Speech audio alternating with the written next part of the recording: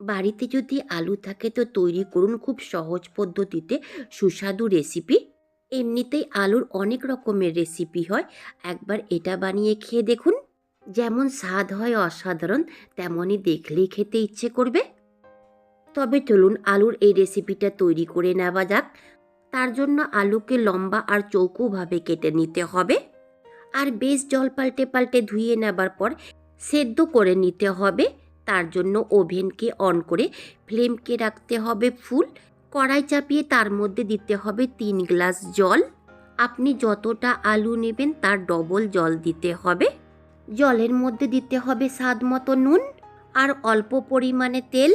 জলটা একটু গরম হলেই তার মধ্যে দিতে হবে কেটে নেওয়া আলু, আর ঢাকা দিয়ে প্রথমে বলক উঠা পর্যন্ত রান্না করে নিতে হবে। 1 মিনিটের পর ঢাকাটা সরিয়ে দিতে হবে। আলুকে নেড়ে চেড়ে একটু উল্টে পাল্টে দিতে হবে যেন সমানভাবে সেদ্ধ হতে পারে। আবার ঢাকা দিয়ে এই আলুকে 50% মতো সেদ্ধ করে নিতে হবে। 2 থেকে 3 মিনিটের পর ঢাকাটা সরিয়ে আলুকে চেক করে নিতে হবে সেদ্ধ হয়েছে কিনা। সেদ্ধ হয়ে গেলে জল ঝরিয়ে বের করে নিতে হবে। একে যদি কুকারে সেদ্ধ করে থাকেন তো লক করে সেদ্ধ করবেন না, যেভাবে ঢাকা দিয়ে দিয়ে সেদ্ধ করলাম সেইভাবে সেদ্ধ করতে পারেন। সেদ্ধ করা আলুকে বের করে নিয়েছি, আর পুরো থালাতে আলুকে ছড়িয়ে রাখতে হবে। তারপর এর উপরে দিতে হবে কর্নফ্লাওয়ার। চামচে করে ছড়িয়ে দিতে হবে যেন প্রত্যেকটা আলুতে কর্নফ্লাওয়ার লাগতে পারে। আমি 4 টিস্পুন মতো দিয়েছি, পরে লাগলে আরও দেব। আস্তে আস্তে আলুর সাথে কর্নফ্লাওয়ারকে মাখিয়ে নিতে হবে। খেয়াল রাখতে হবে যেন আলু একটাও ভেঙে না যায়। মাখানো হয়ে গেছে, 5 মিনিট মতো এইভাবেই রেখে দেব। 5 থেকে 6 মিনিটের পর অল্প পরিমাণে হাতে জল নিয়ে আলুর উপরে ছিটিয়ে দেব। তার ওপর থেকে দেব আরেক চামচ কর্নফ্লাওয়ার। যেগুলো আলুতে কর্নফ্লাওয়ার সাটেনি, জল দেওয়ার ফলে কর্নফ্লাওয়ারটা খুব ভালো করে আলুর মধ্যে সেটে যাবে, আর পরে দেওয়া কর্নফ্লাওয়ারটাও আলুর মধ্যে ভালো করে সেটে যাবে। খুব ভালো করে আলুর সাথে কর্নফ্লাওয়ারকে মাখিয়ে নিয়েছি। এবার একে ভেজে নিতে হবে।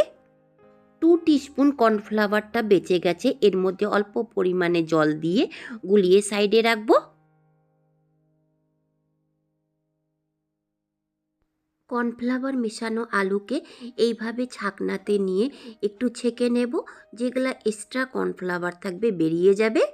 এমনিতেও এক্সট্রা কর্নফ্লাওয়ারগুলো আলুতে সেটে থাকবে না, তেলে গেলেই গুলিয়ে যাবে। তাই এভাবে ছাকনাতে নিয়ে একটু ঝেড়ে নিলে এক্সট্রা কর্নফ্লাওয়ারগুলোও বেরিয়ে যাবে, আর তেলটাও খুব একটা নোংরা হবে না। আলুকে ঝেড়ে নেবার পর যে কর্নফ্লাওয়ারগুলো বেরিয়েছে এটা ফেলে না দিয়ে জলে গুলিয়ে নিতে পারেন। তেলকে আগের থেকেই গরম হবার জন্য বসিয়ে দিয়েছিলাম। অল্প পরিমাণে আলু দিয়ে চেক করে নেব কতটা গরম হয়েছে।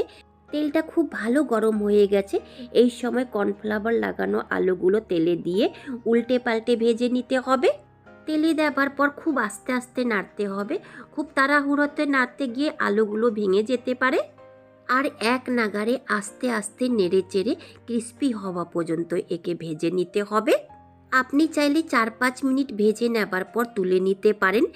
তারপর একে ঠান্ডা করে নেবার পর ক্রিস্পি হওয়া পর্যন্ত ভেজে নিতে পারেন।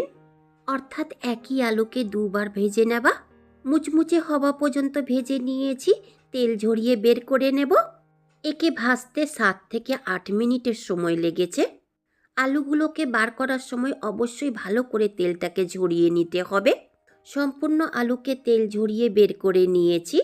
একে আপনি একটু ঠান্ডা করে নেবার পর আবার ভাজতে পারেন, যেটা আমি আগেই বললাম। দেখুন আলুগুলো বেশ ভালো মুচমুচে হয়েছে। কড়াইয়ের সম্পূর্ণ তেলকে বের করে 2 টিস্পুন তেল রেখে দিয়েছি।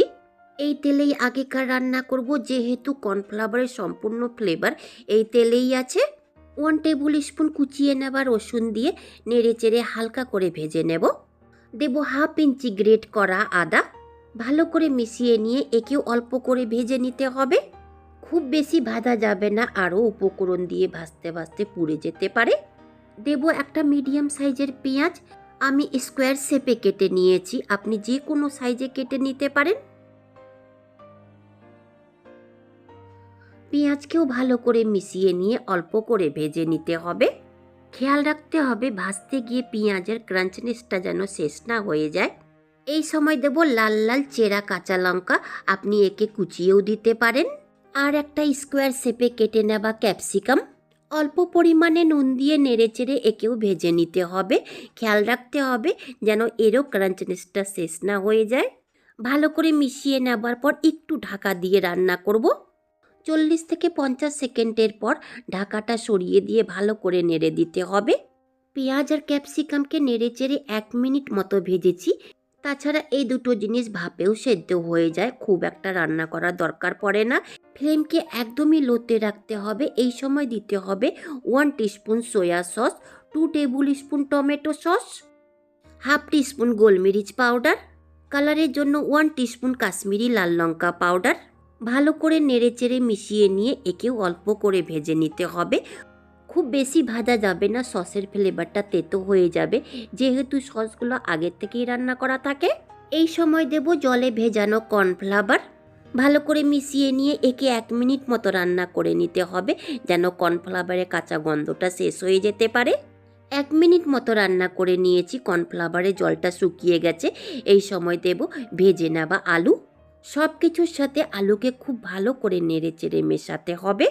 আপনি এর মধ্যে রেড চিলি সস আর গ্রিন চিলি সস দিতে পারেন, যেহেতু আমার কাছে নাই তাই দিতে পারলাম না।